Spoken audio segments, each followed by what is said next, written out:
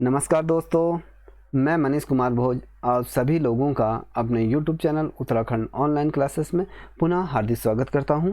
दोस्तों, जैसे कि आप लोगों को पता है कि हम इस चैनल के माध्यम से प्रतियोगिता परीक्षाओं की तैयारी कर रहे हैं। इससे पूर्व जो मैं आपके सम्मुख से जो श्रृंखला लेके आया था वो लाया था उत्तराखंड से संबंधित महत्वपूर्ण प्रश्नावली, जो आगामी परीक्षाओं में जो पूछे जाने वाले जो प्रश्न हैं वो उसकी श्रृंखला में आपके सम्मुख से लेके आया था। आज उसी श्रृंखला का दूसरा भाग मैं आपके सम्मुख लाया हूं। इसमें आज 50 प्रश्न हम कवर करने की कोशिश करेंगे। आइए शुरुआत करते हैं आज का पहला प्रश्न। जो पहला प्रश्न है, पंचाचूली शिखर की समुद्र तल से ऊंचाई कितनी है? अब समुद्र तल से पूछ रहे हैं, उत्तराखंड के जो पंचाचूली है उसका जो ऊंचाई पूछे जा रही समुद्र तल से, तो वो 6904 किलोमीटर इसकी ऊंचाई है। ठीक है, अब सेकंड प्रश्न की तरफ बढ़ते हैं। वह कह रहा है उत्तराखंड का कुल क्षेत्रफल का कितना प्रतिशत भाग पर्वतीय भाग है? अब सर्वप्रथम आपको एक चीज़ और बताना चाहता हूँ। इसको बताने से पूर्व आपको जैसे पता है कि हमारा उत्तराखंड राज्य 9 नवंबर 2000 को इसका गठन हुआ था। ये हमारे सम्मुख से भारत का 27वें राज्य के तौर पे ये हमारे सम्मुख से उपस्थित हुआ था। अब ये जो राज्य बनकर उभर के सम्मुख से आया, इसके सामने एक चुनौती रही कि ये एक पर्वतीय क्षेत्र होने के कारण यहाँ की भौगोलिक परिस्थितियाँ और इसका भूभाग एकदम विकट होने की तरह या विरल होने के कारण यहाँ पर जो पर्वतीय क्षेत्र का जो भाग है वो 86% यहाँ पर पर्वतीय क्षेत्र का जो भाग है। और यदि हम मैदानी क्षेत्र की यदि हम बात करें तो यहाँ पर मैदानी क्षेत्र का जो भाग है वो आपका 14% यहाँ पर मैदानी क्षेत्र का भाग आपको देखने को प्राप्त होता है। अब 14% जो भाग है उसी के अंतर्गत हमें कृषि भी करनी होती है और जो अपना जीवन यापन भी करना होता है। और जो मैदानी क्षेत्र की बात करें, मैदानी क्षेत्र 14% ही मैदानी क्षेत्र है। ठीक है, और यदि हम बात करें पर्वत का जो क्षेत्रफल के दृष्टिकोण से पर्वतीय जो भाग वो है आपका 86% इसमें पर्वतीय क्षेत्र है। अब बात करते हैं 53वें नंबर का जो प्रश्न है, किस हिमालयी क्षेत्र में सर्वाधिक वर्षा होती है? उत्तराखंड का ऐसा कौन सा हिमालय है का क्षेत्र है जहाँ पर सर्वाधिक एक वर्ष में सर्वाधिक वर्षा होती है? वो भाग है आपका भाई हिमालय का वह क्षेत्र है जहाँ पर एक वर्ष में सर्वाधिक वर्षा यहाँ पर देखने को हमें मिलती है। अब अगले प्रश्न की तरफ बढ़ रहे हैं। ये कह रहा है कि किस स्थान से भागीरथी को गंगा के नाम से जाना जाता है? आप सभी को पता है जब भागीरथी का जो संगम होता है देवप्रयाग में, यहाँ पर क्या होता है, देवप्रयाग से आगे को जब गंगा प्रवाहित होती है तो वो गंगा के नाम से जाना जाती है। भागीरथी जब प्रवाहित होती है तो गंगा के नाम से इसे जाना जाता है। आपको एक चीज़ और यहाँ पर महत्वपूर्ण चीज़ हो जाती है कि जो गंगा है वो हमारे हिंदू उनकी पवित्र आस्था गंगा नदी पर है और ये प्राणदायिनी के तौर पे भी इसे जाना जाता है और मोक्षदायिनी के तौर पे भी हम गंगा नदी को जाना जाता है। और ये भारत की जो सर्वाधिक लंबी नदियों के रूप में हम गंगा नदी को जानते हैं। और भारत में जो स्वच्छ जल में डॉल्फिन जो पाई जाती हैं, जो डॉल्फिन जो भारत में जो पाई जाती हैं वो गंगा नदी में ही पाई जाती हैं। ठीक है, अब बात करते हैं उत्तराखंड का जो सबसे बड़ा हिमनद कौन सा है? जो उत्तराखंड का जो सबसे बड़ा जो हिमनद की यदि हम बात करें तो वो आपका देवप्रयाग है ना, गंगोत्री सबसे बड़ा हिमनद है। ठीक है, अब अगले प्रश्न की तरफ बढ़ते हैं। दोस्तों, नल दमयंती ताल की जनपद के अंतर्गत है। आपको ये बताना है, ये जो नल दमयंती जो ताल है उत्तराखंड के नैनीताल जनपद के अंतर्गत स्थित है। यदि हम तालों की बात करें तो उत्तरा कुमाऊं और गढ़वाल क्षेत्र में सर्वाधिक मात्रा में ये ताल पाए जाते हैं। यदि मैं बात करूं जो सर्वाधिक जो तालों की संख्या, ये आपका टिहरी जनपद में और नैनीताल जनपद के अंतर्गत सर्वाधिक तालों की श्रृंखला देखने को मिलती है। जो नल दमयंती जो ताल है वो नैनीताल जनपद के अंतर्गत, और ये जो क्षेत्र जो है ये भीमताल के अंतर्गत यह क्षेत्र आता है जहाँ पर विभिन्न प्रकार के ताले पाए जाते हैं। अब आते हैं अगला प्रश्न। यह है अस्कोट वन्य जीव विहार स्थित है। ये अस्कोट वन्य जीव जो विहार स्थित है ये पिथौरागढ़ जनपद के अंतर्गत है। यहाँ पर इस वन्य जीव विहार के अंतर्गत जो हमारा राष्ट्रीय पशु है और राष्ट्रीय पक्षी है और विभिन्न प्रकार की जो यहाँ पर जड़ी बूटियाँ यदि हम बात कहें या पशु पक्षियों के यहाँ पर संरक्षण प्रदान किया जाता है और यहाँ पर इनकी ब्रीड को आगे को बढ़ाया जाता है जहाँ पर इन जीवों को संरक्षण प्रदान हो सके और ये अपनी संख्या को आगे बढ़ा सकें। यह हमारा जो उत्तराखंड का जो राज्य पशु है उसके लिए ये वन्य जीव विहार की स्थापना की गई थी। ठीक है, अब बात करते हैं 98वें नंबर का जो प्रश्न है, वो कह रहा है चरक संहिता में उत्तराखंड के लिए कहा गया। जो चरक संहिता है उसमें उत्तराखंड के लिए वनस्पतिक बगीचे के तौर पर इसको उल्लेख किया गया है, क्योंकि यहाँ की जो भौगोलिक परिस्थितियाँ हैं, जो वनों का जो आच्छादित जो क्षेत्र है, उसके रूप में इसको वनस्पति बगीचे के तौर पर इसको नामांकित किया गया है। अब बात करते हैं पाणव राखो आंदोलन के जो सूत्रधार है, जो अगला प्रश्न है, वो इसके जो सूत्रधार हैं, यदि ये इसकी बात कहें या इसके स्थापक के तौर पर सच्चिदानंद भारती को इसके सूत्रधार के तौर पर जाना जाता है, या कहें संस्थापक के तौर पर इन्हें जाना जाता है। ठीक है, कभी क्वेश्चन आ जाता है पाणव राखो आंदोलन के संस्थापक या सूत्रधार, वो दोनों एक ही चीज़ होते हैं। ये सच्चिदानंद सिन्हा भारती हैं, सच्चिदानंद भारती को नीचे माना। अब बात करते हैं उत्तराखंड का सर्वाधिक प्रसिद्ध आंदोलन की बात करें, जिस आंदोलन की कुछ चीज़ें अद्भुत हैं। यदि मैं बात करूं किस आंदोलन के में केवल अविवाहित महिलाएं ही प्रतिभाग कर सकती हैं, उत्तराखंड में एक व्यापक तौर पर नैतिक आंदोलन चला था, जो वनों के संरक्षण के तौर पर ये आंदोलन चला, जिस आंदोलन में सिर्फ अविवाहित महिलाएं ही इसमें क्या कर सकती थी, भाग ले सकती हैं। पर्यावरण को संरक्षण करने के लिए एक ये कवायद शुरू हुई थी। ठीक है, नैतिक आंदोलन। अब बात करें इस आंदोलन को एक ज्वाला के तौर पर संपूर्ण उत्तराखंड में लागू किया गया था और व्याप्त हुआ था, जिसमें अविवाहित महिलाएं इसमें ज़्यादा मात्रा में प्रतिभाग कर रही थी। अब बात करते हैं अगला प्रश्न, 61 नंबर का जो प्रश्न है, रामगंगा राष्ट्रीय उद्यान का नाम बदलकर जिम कॉर्बेट राष्ट्रीय उद्यान कर दिया गया था। यदि दोस्तों वर्तमान समय में जिस जिम कॉर्बेट नेशनल पार्क को हम जानते हैं, उसका पूर्व का जो नाम है, कभी क्वेश्चन आ जाता है कि इसका पूर्व का नाम क्या है। इसका जो पूर्व में जो नाम से जाना जाता था, इसे रामगंगा राष्ट्रीय उद्यान के तौर पे से हम जानते थे, जिसका नाम परिवर्तित कर दिया गया था 1957 में। इसका जो नाम बदल के जिम कॉर्बेट राष्ट्रीय उद्यान इसका नाम कर दिया गया था, और इसी नाम से आज हम इसे जानते हैं। कभी क्वेश्चन पूछे जा सकते हैं कि इसका पूर्व में इसका प्राचीन नाम क्या था। ठीक है, इसका जो राम था, रामगंगा राष्ट्रीय उद्यान था। ठीक है, अब बात करते हैं 62 नंबर का जो प्रश्न, चूना पत्थर की चट्टान का उदाहरण है। जो चूना पत्थर की जो चट्टान होती हैं, उसका सर्वाधिक सटीक जो उदाहरण है वो है रूपांतरित चट्टानों के तौर पर हमें चूना पत्थर की चट्टान हमें देखने को प्राप्त होती है, जिसमें लवण इत्यादि से भरपूर ये चट्टानें होती हैं।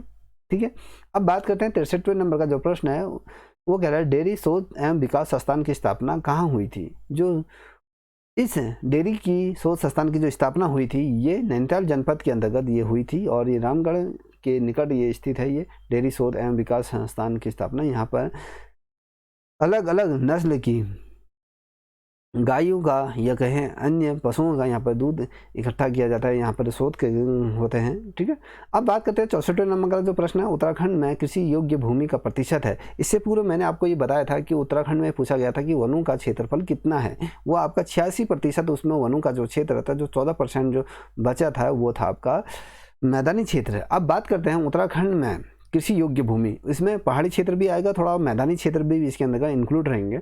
अब बात करते हैं जो कृषि योग्य जो भूमि की बात करें, तो 15% ही उत्तराखंड में हम कृषि योग्य के तौर पर हम यहाँ पर कृषि कर सकते हैं। यदि अन्य राज्यों की अपेक्षा यदि हम बात करें, जैसे पंजाब, हरियाणा, मध्य प्रदेश, गुजरात और उत्तर प्रदेश, इन राज्यों में कृषि भूमि बहुत अधिक होने के कारण यहाँ का खाद्यान्न भी सर्वाधिक तौर पर अग्रणी ऊपर रहता है। देश के जीडीपी या इकोनॉमी में भी इनका बहुत बड़ा रोल होता है। अब बात करते हैं यदि उत्तराखंड में एक तो कृषि भूमि कम है, और यहाँ पर जो मेन जो कृषि यहाँ पर जो निर्धारित रहती है, जो जिस पर निर्भर रहती है, वो ये वर्षा पर यहाँ पर ये निर्भर रहती है। यदि हम बात करें मैदानी क्षेत्रों में, जो टुल्लू पंपों के माध्यम से ग्राउंड वाटर के तौर पर भी इसका प्रयोग करके वहाँ पर फसलें उगाई जाती है। अब बात करते हैं उत्तराखंड में भकार शब्द का जो प्रयोग होता है। यदि आप उत्तराखंड से बिलोंग करते हैं तो आप लोगों को इस शब्द का अर्थ पता होगा, जिसमें खाद्यान्नों का भंडार हेतु इस शब्द का प्रयोग किया जाता है। अब बात करें जो भकार होता क्या है, एक आयताकार बॉक्स होता है, लकड़ी का आयताकार बॉक्स बनाया जाता है, जिसमें 200 कुंटल या 100 कुंटल गेहूं, चावल इत्यादियों को संरक्षण करके रखा जाता था, जो लॉन्ग टाइम के लिए उनको इसमें रख के अपना आजीविका का भरण पोषण किया जा सकता था। अब इसके अंतर्गत ये खाद्यान्न खराब भी नहीं होते थे, और इनको एक पर्टिकुलर शेप में रखा जाता था। जो भकार इनको गोठ में रखा जाता है या कमरे में रखा जाता था। ठीक है, ये जो भकार है, ये भकार मैंने भी देखा है, ये हमारे घर में भी ये उपस्थित है, जिसमें हमारी दादी चावल या मडवा या आटा ये इत्यादि चीज़ों को इसके अंतर्गत संरक्षित किया जाता था। ठीक है, अब बात करते हैं अगले प्रश्न की तरफ। दोस्तों, मैं आप लोगों से विनम्र निवेदन करता हूं, यदि आप लोगों को ये वीडियो पसंद आ रही होगी तो प्लीज़ इसे लाइक शेयर कमेंट अवश्य करें और अपने सुझाव कमेंट बॉक्स में अवश्य दें कि आप लोगों को ये वीडियो कैसी लग रही है। और आपकी डिमांड पे ही इस प्रकार की वीडियो हम लेके उपस्थित हो रहे हैं। और यदि आप लोग इस वीडियो का सराहना करोगे तो हम कोशिश करेंगे कि इससे बेहतर वीडियो और बनाने की कोशिश करेंगे। अब अगला प्रश्न है 66वें नंबर का जो प्रश्न है, शंकर गुफा कहाँ स्थित है। ये जो प्रश्न है ये कई दफ़े एग्जामों में पूछा गया। ग्रुप सी के अंतर्गत ग्रुप 5 जो परीक्षा हुई थी उसमें ये प्रश्न पूछा गया था। और वीडियो का जो प्रश्न पत्र था 2014 में जो प्रश्न पत्र आया था उसमें ये क्वेश्चन पूछा गया था। ये जो शंकर गुफा है वो देवप्रयाग के अंतर्गत ये गुफा स्थित है। जो गुफाएं जो सर्वाधिक जो देखने को मिलती है यह बद्रीनाथ के अंतर्गत और देवप्रयाग के अंतर्गत और अलग अलग जनपदों में ये हमें देखने को प्राप्त होती है। अब बात करते हैं ओम पर्वत स्थित है। ओम पर्वत कहाँ स्थित है। ये पिथौरागढ़ जनपद के अंतर्गत स्थित है। भाई हिमालय क्षेत्र के अंतर्गत ये पर्वत पड़ता है, जहाँ पर ओम की आकृति में ये पर्वत हमें देखने को प्राप्त है, जो बर्फ से बारह मास ढका रहता है। ठीक है, अब अगला 68वें नंबर का जो प्रश्न है, उत्तरकाशी का जो प्राचीन नाम है ये बाड़ा हाट नाम से उत्तराखंड का, ये उत्तरकाशी का प्राचीन नाम से हम इसे जानते हैं। कभी क्वेश्चन आ जाए बाड़ा हाट को कि वर्तमान नाम क्या है, इसका उत्तरकाशी इसका वर्तमान नाम है।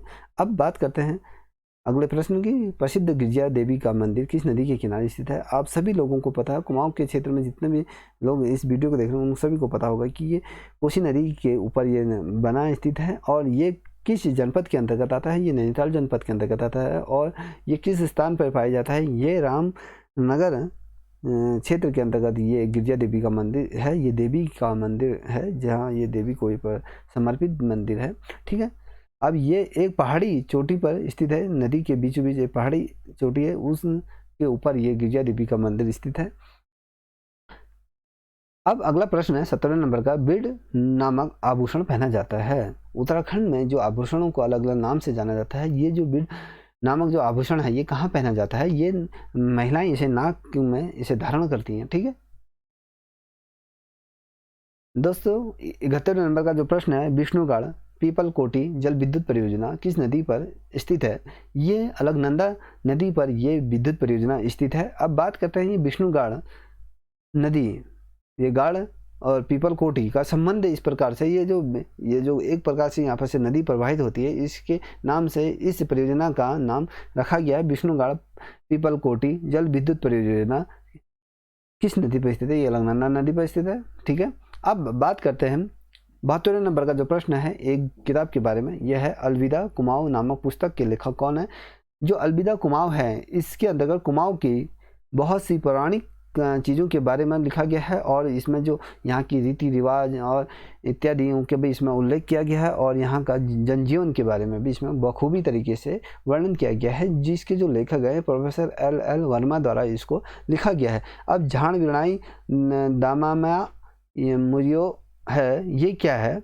ये एक प्रसिद्ध वाद्य यंत्र हैं जो शुभ कार्यों में इनको बजाया जाता है। यदि हम कहें विवाह या फिर नामकरण या जब बैसी लगती है तब इनको मंदिरों में या शुभ कार्यों में इनको यूज किया जाता है। ठीक है, अब बात करते हैं 74वें नंबर का जो प्रश्न है, बहुत मोस्ट इम्पोर्टेंट प्रश्न है। मछली मारने का पारंपरिक मौन मेला किस नदी पर लगता है। अब जो ये किस नदी पर जब क्या होता है, ये मछली मारने का एक साल में एक दिन ऐसा आता है जिसको पारंपरिक पौन मेला कहा जाता है। इसमें क्या होता है, प्राचीन काल में एक नदी होती है, अलगाड़ नदी है। इसमें क्या होता है, डैम के तौर पे इसे बनाया जाता है जहाँ पर मछलियाँ बहुत ज़्यादा मात्रा में रहती हैं। और यहाँ पर साल में सिर्फ एक बार यहाँ पर मछलियाँ मारी जाती हैं। इससे पूर्व यदि इस नदी में मछलियाँ मारना अलाउ नहीं है। इस दिन जब मौन मेला जो लगता है, इस दिन क्या करता है, संपूर्ण गांव वाले इस नदी पे जाकर क्या करते हैं, मछलियां मारते हैं और संपूर्ण गांव को ये विदित होते हैं। इसलिए ये अपने आप में एक प्रसिद्ध मेला है। जिस नदी पर ये मेला लगता है यह है अलगाड़ नदी पर ये मेला लगता है। ठीक है, अब बात करते हैं 75वें नंबर का प्रश्न, प्रसिद्ध उपन्यास काला जार के रचयिता हैं। ये जो काला जार जिनके द्वारा रचित है ये है मंगलेश डंगवाल द्वारा प्रसिद्ध काला जार इनके द्वारा लिखा गया है। ठीक है, अगले प्रश्न जो 76 नंबर का जो प्रश्न है वो है आपके सम्मुख से। ये कह रहा है उत्तराखंड विधानसभा में एंग्लो इंडियन किस अनुच्छेद के अंतर्गत मनोनीत किए जाते हैं। पहले तो आपको ये पता होगा कि उत्तराखंड में विधानसभा की कितनी सीटें हैं, 70 सीटें हैं और एक जो सीट है वो एंग्लो इंडियन के लिए मनोनीत होते हैं। टोटल 71 सीटें हमारे उत्तराखंड विधानसभा के अंतर्गत आती हैं, जिन पे प्रत्यक्ष तौर पर जो चुनाव होता है वो 70 विधानसभा सीटों में प्रत्यक्ष तौर पर जनता द्वारा इनमें चुने जाते हैं प्रतिनिधि। अब बात करते हैं जो एंग्लो इंडियन जो उत्तराखंड जो विधानसभा में जो नियुक्त होता है वो संविधान के किस अनुच्छेद के अंतर्गत उनको मनोनीत किया जाता है। ये 333वें अनुच्छेद के अंतर्गत ऐसी प्रणाली की गई है कि इस समुदाय से एक व्यक्ति को सीधा मनोनीत करके विधानसभा में चुना जाता है। ठीक है, अब आते हैं 73वें नंबर के प्रश्न पर। ये कह रहा है ऋग्वेद में अलकनंदा नदी का नाम क्या है। अब हम ऋग्वेद की बात कर रहे हैं। ऋग्वेद के अंतर्गत जो अलकनंदा का जो नाम है वह हरणी वाहिनी के तौर पर इसे जाना जाता है। ठीक है, अब कभी क्वेश्चन आता है हरणी वाहिनी के नाम से कौन सी नदी जानी जाती है, वो अलकनंदा नदी जानी जाती है। ठीक है दोस्तों, अब 78 नंबर का जो प्रश्न है उत्तराखंड का जनरल डायर किसे कहा जाता है। ये चक्रधर जुग्याल को कहा जाता है। अब जनरल डायर की उपाधि क्यों दी गई है इस पर थोड़ा सा चर्चा करते हैं। जिस प्रकार से आपने देखा होगा जिसमें भारतीय स्वतंत्रता संग्राम से का आंदोलन चल रहा था उस समय 1919 में जलियांवाला हत्याकांड जो हुआ था उसमें क्या होता है, जब सिख समुदाय के जो नेताओं को जब अंग्रेज हुकूमत द्वारा उनको गिरफ्तार कर लिया था उनके नेताओं को छुड़ाने के लिए एक आंदोलन स्थानीय स्तर पर किया गया था, जहां पर लोग एक जलियांवाला हत्याकांड जो बाग पर लोग हजारों की संख्या पर वहाँ पर इकट्ठा हो गए। जब ये जनरल डायर को ये पता चला कि ये लोग आंदोलन पर उतर आए हैं तो उसने अपने सैनिकों के साथ जाकर वहाँ पर निहत्थे क्रांतिकारियों पर उन्होंने क्या किया, गोलियां चला दी और जिसमें 1800 से 2000 के बीच लोगों की मृत्यु हो गई थी। अब उसी प्रकार का ये उत्तराखंड के अंतर्गत जो जनरल डायर था उसकी भी कुछ हरकतें इसी प्रकार की, तो तब उसको ये जो चक्रधर जो जुग्याल है उसके नाम से इसे भी संबोधित किया जाता है। अब बात करते हैं विवेकानंद कृषि अनुसंधान संग्रहालय स्थित है। ये कहाँ स्थित है, ये अल्मोड़ा जनपद के अंतर्गत है। इसके अंतर्गत जो विवेकानंद कृषि अनुसंधान स्थित है अल्मोड़ा में, तो इसके अंतर्गत क्या होता है थोड़ा इस पर प्रकाश डालते हैं। इसके अंतर्गत जो कृषि योग्य जो फसलें होती हैं उनको ब्रीड करके उनको नई प्रजाति के वृक्षों पर वो ब्रीड तैयार की जाती है जिससे कि अच्छी फसल हमारी पैदा हो सके और इससे जो यहाँ का उत्तराखंड का भूभाग है जो जलवायु परिवर्तन होता है जिस प्रकार का यहाँ का मौसम है उस पर आधारित है। प्रशिक्षण करने के पश्चात ऐसे बीजों को तैयार किया जाए जिससे कि उत्तराखंड की आमदनी, जब बात करें यहाँ पर जो कृषि योग्य जो भूमि में ये चीज़ों को लगा सकें और इसे जो कृषि फसल है वो अच्छी मात्रा में उग सके और जो फसल उगेगी वो अच्छी वैरायटी की हो जिसमें कि सही तरीके से किसानों को उससे लाभ पहुंच सके। इस प्रकार की चीज़ें इसे विवेकानंद अनुसंधान के अंतर्गत स्थित किया जाता है। अब बात करते हैं 80 नंबर के जो प्रश्न है उसमें कह रहा है कि हिमालय पर्यावरण अध्ययन संरक्षण संस्थान है, इसको किसके द्वारा स्थापित किया गया था और कब किया गया था, इसके बारे में थोड़ा सा हमें जानकारी होनी चाहिए। जो ये हिमालय पर्यावरण की बात करें, जो हिमालय को संरक्षण करने के लिए पर्यावरण को संरक्षण करने के लिए अनिल जोशी द्वारा अपने कथक प्रयास किए गए थे और जो ये संरक्षण संस्थान का जो स्थापना की गई थी ये की गई थी 1979 में इसकी स्थापना की गई थी। इसका जो मेन उद्देश्य था हिमालयी क्षेत्र में पर्यावरण को संरक्षण प्रदान करा, उत्तराखंड में पर्यावरण को एक मजबूत राह देना। जैसे कि आप लोगों ने देखा होगा कि यहाँ पर मैत्री आंदोलन और चिपको आंदोलन व्यापक तौर पर यहाँ पर चले हैं। इसी प्रकार से पर्यावरण को संरक्षण प्रदान करने के लिए इन चीज़ों की आवश्यकता पड़ी, जहाँ पर हिमालय पर्यावरण संरक्षण अनुसंधान की स्थापना की गई जिसके अंतर्गत लोगों की जागरूकता को इसके अंतर्गत देखी जाती है। ठीक है, अब इसकी जो कर्ता धर्ता जो रहे अनिल जोशी द्वारा इसके कर्ता धर्ता के तौर पर जाना जाता है। अब बात करते हैं 81 नंबर का जो प्रश्न है, बहुत ज़्यादा महत्वपूर्ण प्रश्न ये है। ये कई दफ़े पीसीएस की परीक्षा में भी या समीक्षा अधिकारी के परीक्षा प्रश्न में भी पूछा गया। जो ये लगातार जो 85 नंबर तक के जो प्रश्न हैं ये बहुत ज़्यादा मोस्ट इम्पोर्टेंट प्रश्न है। कृपया इसे आप नोट बना लें और अपनी कॉपी में से लिख लें। ठीक है दोस्तों। अब मशरूम गर्ल के नाम से कौन जानी जाती है? ये दिव्या रावत एक देहरादून निवासी हैं, इनको मशरूम गर्ल के तौर पे इन्हें जाने जाती है। ये मशरूम गर्ल के नाम क्यों पड़ा, क्या हुआ? जिस प्रकार से स्वरोजगार की बात करें तो इन्होंने क्या किया, स्वयं के स्वरोजगार के तौर पर मशरूम को इन्होंने उगाना शुरू करा। एक पहले इन्होंने छोटे से तौर पे इन्होंने शुरुआत करी। आदि यदि हम बात करें आज उत्तराखंड में एक ये उद्योगपति के तौर पर ये विकसित हो चुका है और इनके द्वारा मशरूम को एक व्यापक तौर पर इनकी पैदावार बढ़ाई जा रही है। और साथ ही जो दिव्या रावत है, पहले ये स्वयं अपने पिताजी के साथ इस कार्य को संपन्न करती थी। आज इनके अंतर्गत 2 से 3 हज़ार वर्कर्स इस कार्य को संपादित करते हैं और इसी वजह से राष्ट्रपति द्वारा भी इन्हें पुरस्कारित किया गया है और राज्य सरकार द्वारा भी इन्हें समय समय पर पुरस्कारित किया गया है। और इनको जो दिव्या रावत है, इनको मशरूम गर्ल के तौर पे इन्हें जाना जाता है। अब बात करते हैं 82 नंबर का जो प्रश्न पत्र है। ये कई दफ़े यदि मैं बात करूं, इस बार की जो परीक्षा हुई थी, प्रवक्ता समर की जो स्कैनिंग जो परीक्षा हुई थी, उसके अंतर्गत ये प्रश्न पूछा गया था। इससे पूर्व जो व्यक्ति सहायक का जो प्रश्न पत्र था उसमें पूछा गया था, सहायक समाज कल्याण के अंतर्गत पूछा गया, समीक्षा अधिकारी के अंतर्गत पूछा गया था, वीडियो की अंतर्गत क्वेश्चन पूछा गया। जो प्रवक्ता समवर्ग के अंतर्गत जो प्रश्न पूछा गया था, इसके अंतर्गत सभी बच्चों ने क्वेश्चन को गलत किया था। अब बैडमिंटन क्वीन के तौर पर किसे जाना जाता है, तो बैडमिंटन क्वीन के तौर पर जो मधुमिता बिष्ट को जाना जाता है। अब कभी क्वेश्चन आ जाता है कि मधुमिता बिष्ट किस राज्य से बिलोंग करती है? उत्तराखंड राज्य से बिलोंग करती है। अभी इस प्रकार से भी क्वेश्चन पूछा जाता है, मधुमिता बिष्ट का किस खेल से संबंध है? ये बैडमिंटन से इनका संबंध है और इन्हें बैडमिंटन क्वीन के तौर पे उत्तराखंड में जाना जाता है। अब बात करते हैं 83वें नंबर का जो प्रश्न है, उत्तराखंड की स्थायी राजधानी के चयन के लिए किस आयोग का गठन किया गया था? उत्तराखंड का जो आयोग को गठन करने की बात कर रहे हैं, उत्तराखंड की जो स्थानीय राजधानी के चयन के लिए, जब आज आप सभी जानते हैं कि उत्तराखंड के जो अस्थायी राजधानी देहरादून में स्थित है, अस्थायी राजधानी जो स्थायी राजधानी वो गैरसैंण में को बनाई गई है। अब उत्तराखंड में 2 प्रकार की राजधानियों का चयन हो चुका है, जहां पर एक शीतकालीन राजधानी और ग्रीष्मकालीन राजधानी। अब उत्तराखंड सरकार द्वारा जो ग्रीष्म राजधानी है वो गैरसैंण में, और इस प्रकार की जो राजधानियों को इन्होंने नियुक्त किया है, तो उसके अंतर्गत ये जो उत्तराखंड में जो स्थायी राजधानी की जो मांग उठी है समय समय पर, वो दीक्षित आयोग के गठन द्वारा इसको संपादित किया गया है। और इस आयोग का जो गठन किया गया था, दीक्षित आयोग द्वारा इसका गठन किया था। अब यदि हम बात करें उत्तराखंड का स्थायी राजधानी की, तो वो देहरादून ना होकर वो है गैरसैंण। अब 2 प्रकार की राजधानी को मैं इससे पूर्व ग्रीष्मकालीन और 2 राजधानी शीतकालीन और ग्रीष्मकालीन राजधानी होगा। शीतकालीन में क्या होगा, ये गैरसैंण के अंतर्गत के, और ग्रीष्मकालीन में देहरादून के अंतर्गत ये कही जाएंगे। ठीक है। अब उत्तराखंड भी एक ऐसा राज्य बन गया है जहाँ पर 2 राजधानियों वाला ये आयोग गठन हो चुका है। अब बात करते हैं 84 नंबर का जो प्रश्न है, ये है आपका मसूरी पहाड़ों की रानी किस श्रेणी में स्थित है? अब बात कर रहे हैं हम मसूरी, जो अपने आप में विख्यात है पहाड़ों की रानी के तौर पर।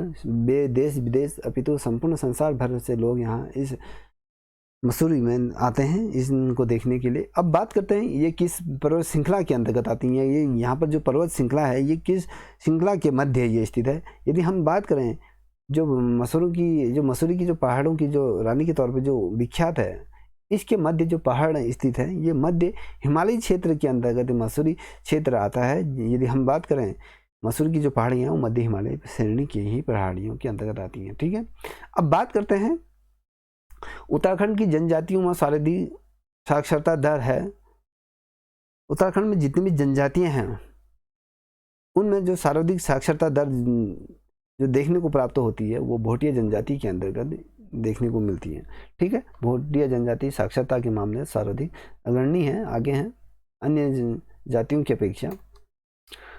अब बात करते हैं 86वें नंबर का जो प्रश्न है, हिल जात उत्सव मनाया जाता है। आपको सभी को पता होगा, इसमें लखिया भूत नाम का एक व्यक्ति बनता है, जिसमें बैलों की 2 जोड़ी बनती है। इसमें एक लखिया भूत तांडव करता हुआ इसमें दिखाई देता है। ये उत्सव पिथौरागढ़ जनपद के अंतर्गत हर्षोल्लास के साथ मनाया जाता है। ये कृषि के एवज में मनाया जाता है। इस समय कृषि की फसल अच्छी होने पर ये हिल जात उत्सव मनाया जाता है, जिसे हम लखिया भूत के तौर पर भी इसे जानते हैं। अब बात करते हैं रोहिला आक्रमण समय कुमाऊं राजा था, जिसमें रोहिला आक्रमण हुआ था कुमाऊं में, उसमें यहाँ का जो सम्राट कौन था? ये कल्याण चंद यहाँ के शासक के तौर पर रहे थे जिसमें यह आक्रमण हुआ था। अब बात करते हैं अगले प्रश्न की। भारत छोड़ो आंदोलन के दौरान पंत जी को नज़रबंद किया गया था। ठीक है, गोविंद बल्लभ पंत जी को, जिसमें भारत छोड़ो आंदोलन की जो कवायद शुरू हो रही थी, जब अपनी चरम सीमा पर पहुंच रहा था, तो अंग्रेजों द्वारा क्या कर दिया था, गोविंद बल्लभ पंत जी को नज़रबंद कर दिए थे, उनको जेल में डाल दिया था। किसी को पता नहीं था कि ये किस जेल में स्थित है। ठीक है, यह यदि हम बात करें, जो विशुद्ध सूत्रों से जो पता चला था, ये अहमदनगर के किले के अंतर्गत इनको नज़रबंद कर दिया गया था और किसी से इनको मिलना जुलना नहीं दिया जा रहा था, क्योंकि इनकी सभी समाज में इस प्रकार की थी कि इनकी एक आवाज़ में लोग खींचे चले आ रहे थे।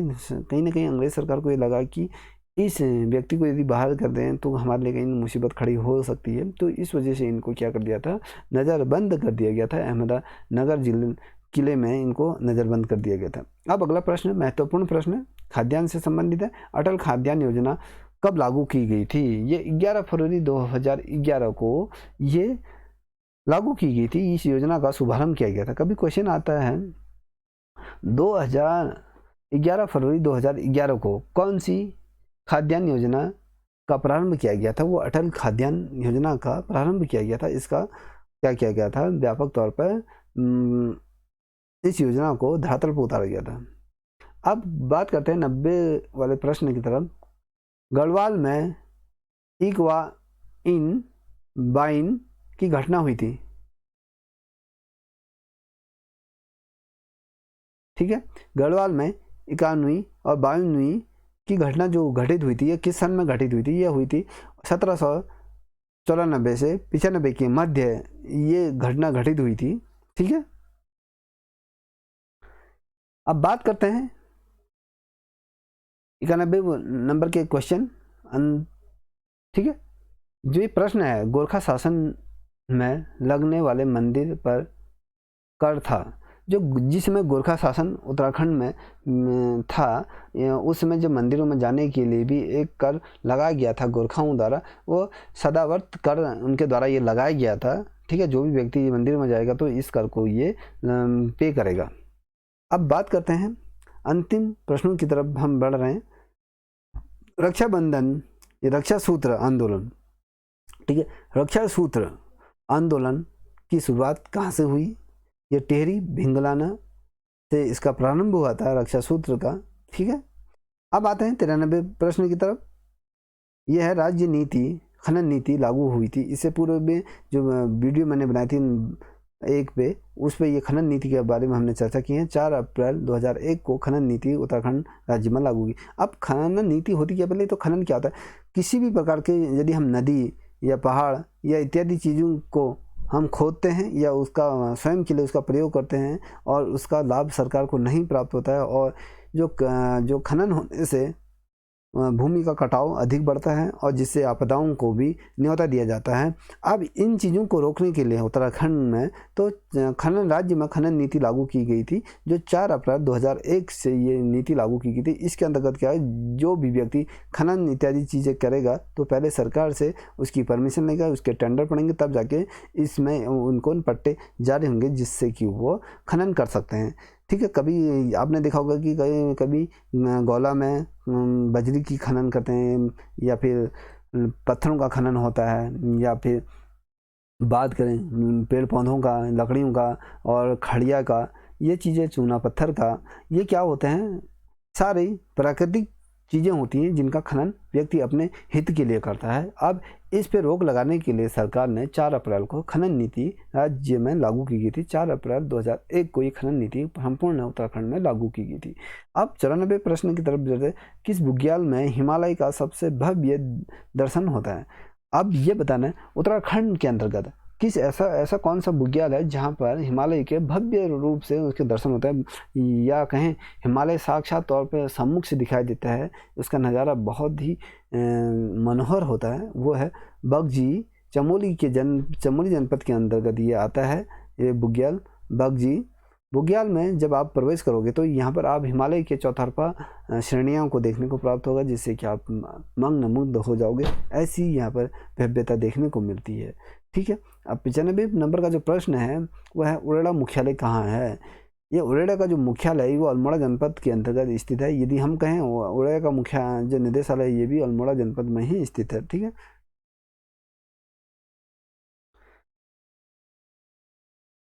अब बात करते हैं 96 वाले प्रश्न की तरफ। थोड़ा सा इससे मैं 95 वाले क्वेश्चन की तरफ आपको थोड़ा सा ध्यान आकर्षित करता है। जो उरेडा होता है वो मेन जिस प्रकार से जो लाइट होती हैं, जैसे हम सोलर लाइट की बात करें या फिर स्ट्रीट लाइट की बात करें, इन चीज़ों को इस विभाग द्वारा क्या होता है प्रोवाइड किया जाता है जनता को, या हम कहें नगर पालिका को। ये सारी चीज़ें ये इसका कार्यभार होता है ये चीज़ों को देखना। जैसे सोलर पैनल हो गया, या बात करें गीजर, रूम हीटर, ये चीज़ें सारी जो रिलेटिव चीज़ें होती हैं ये इस चीज़ का ये संपूर्ण उत्तरदायित्व है किसका, और उरेडा विभाग का होता है। अब बात करते हैं 96 प्रश्न। पंत जी ने प्रेम सभा की स्थापना कब की थी। ये प्रेम सभा ये एक बहुत ज़्यादा महत्वपूर्ण प्रश्न है। ये एलटी के एग्जाम में भी आ चुका है, और जो 2016 में जो प्रवक्ता सम्मेलन का जो पेपर होता है उसमें भी क्वेश्चन पूछा गया था, और नायब तहसीलदार का जो प्रश्न पत्र होता है उसमें भी क्वेश्चन पूछा गया था। 2009 में भी ये प्रश्न पत्र में आ चुका है। और बात करूँ तो जो टीटी के जो परीक्षा पत्र होते हैं उनमें कई दफ़े ये प्रश्न पूछा गया है कि पंत जी ने प्रेम सभा की स्थापना कब की गई थी। पंत जी द्वारा 1914 को काशीपुर के अंतर्गत प्रेम सभा की स्थापना की गई थी। ठीक है, 97 नंबर का जो प्रश्न है, राज्य प्रथम महाधिवक्ता किसे नियुक्त किया गया था। ये कौन है जो राज्य के प्रथम महाधिवक्ता की यदि हम बात करें तो मेहरबान सिंह को पहले महाधिवक्ता के तौर पे इन्हें नियुक्त किया गया था। ठीक है, अब बात करते हैं 98 नंबर का जो प्रश्न, पवार वंश के आईबीआई का अधिकारी होता था। मतलब जो पवार वंश जिस समय उत्तराखंड में था तो उस समय क्या होता था, इसमें वित्त का लेखा जोखा इत्यादि का आय का आदान, ये सारी चीज़ों का जो एक अधिकारी नियुक्त होता था उस अधिकारी को उसमें कहा जाता था दीवान के अंतर्गत ये सारी व्यवस्थाएं होती थी, जिसके अंतर्गत वो आय व्यय इत्यादि चीज़ों का संरक्षण या देख रेख करता था, जिसको हम पवार वंश के अंतर्गत इसे दीवान कहा जाता था। और ये आय व्यय का अधिकारी होता है जिसमें पैसे इत्यादि सोना चांदी सारे इसी के अंतर्गत ये चीज़ें रहती हैं। चौफटी शिखर बुग्याल कहाँ स्थित है।